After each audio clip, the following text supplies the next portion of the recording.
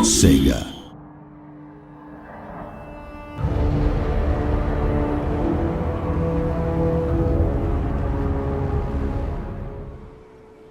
Hello, good evening and welcome to the latest Total War Warhammer campaign walkthrough video.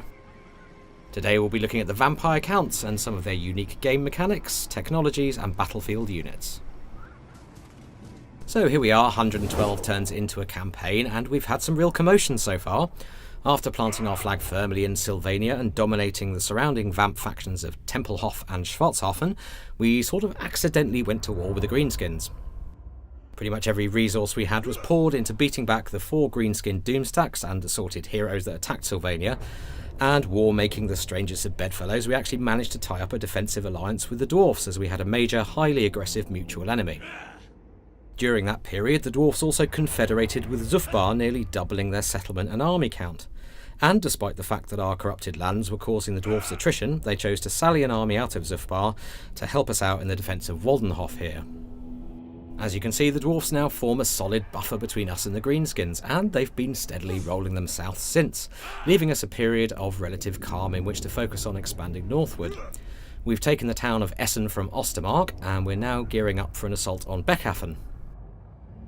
Now, it feels pretty crucial that we capture Beckhafen, as north of that point, the Warriors of Chaos and the Norskans have been unleashing all hell, with armies of the damned pouring out of the Chaos Wastes. They're putting the northern part of the old world to the torch and seeding the land with chaos corruption. So they're hidden by the Shroud at the moment, but there's Chaos Warrior and Norscan armies here seething westward, threatening the lands of the Empire. So we need to exploit this period of calm at our end of the map, in preparation for the coming of this guy, Archaon the Ever-Chosen. Now, his army is currently encamped, as is the one next to him, probably recruiting, and actually this one seems to be exuding some kind of tentacular effect, so whatever is in that army is likely to be very nasty. So yes, Beckhafen is the point at which we're aiming to draw our line in the sand and mount the stoutest defence we can muster. After that, hopefully we can beat the Warriors of Chaos back from whence they came. Now, if we look at our objectives, one of our key victory conditions is to bottle the hordes back up in the Chaos Wastes and ensure that Archaon himself is at least wounded.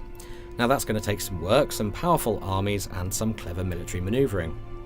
Our short campaign objectives also require us to knock out the Empire, which is no mean feat in itself. If we wanted to play for the long objectives, however, we'd also have to take care of Bretonnia and tackle that increasingly vast dwarf empire.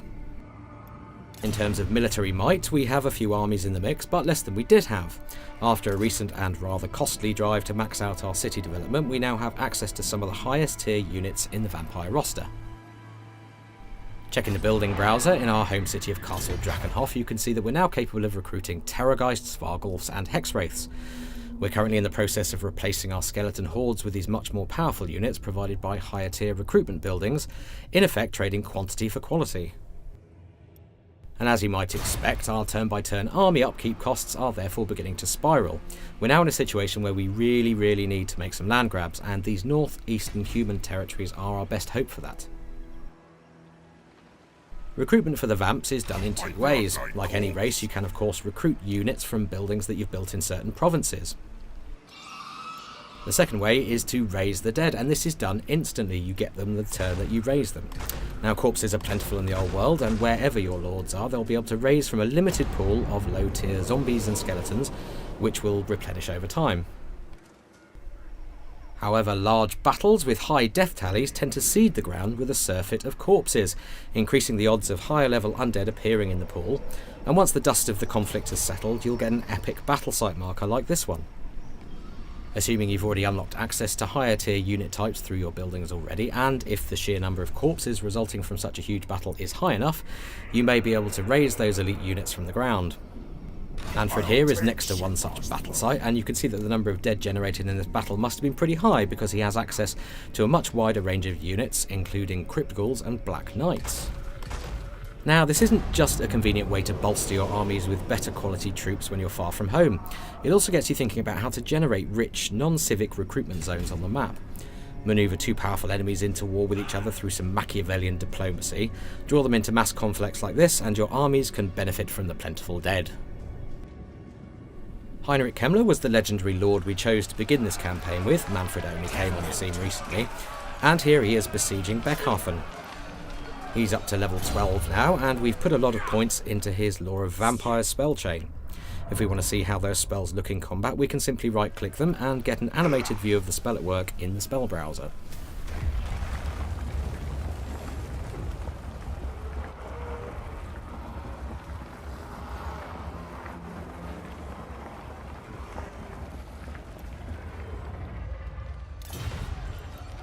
On the character details panel here, you can manage the various magic items wielded by your lords and heroes. You can assign any items you've won to the currently selected character, though if an item is already assigned to someone else, you'll of course get a warning to inform you.